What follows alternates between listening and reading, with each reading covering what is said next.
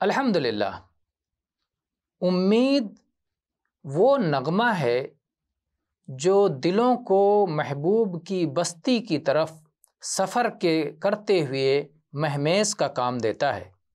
محبوب کی بستی دار آخرت ہے، محبوب اللہ ہے، تو جب کوئی شخص اللہ سے امید رکھتا ہے تو اس کا سفر خوشگوار ہو جاتا ہے۔ صحیح مسلم میں جابر رضی اللہ عنہ کی حدیث ہے کہ رسول اکرم صلی اللہ علیہ وسلم نے اپنی وفات سے 3 دن پہلے ارشاد فرمایا، لا یموتن احدکم الا وهو یحسن الظن بربہ۔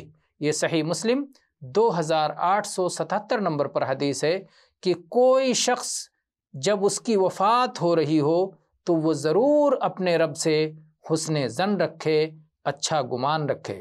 اور اسی طرح سے صحیح الجامع 4316 نمبر پر یہ حدیث موجود ہے کہ اللہ تعالیٰ نے فرمایا، حدیث قدسی ہے، انا عند ظن عبدی بی فلیظن بی ما شاء۔ میں اپنے بندے سے اس کے گمان کے مطابق معاملہ کرتا ہوں، وہ میرے ساتھ جیسا چاہے گمان کرے۔ تو اللہ سے ہمیشہ اچھی امید رکھنا چاہیے۔ والحمدللہ رب العالمین۔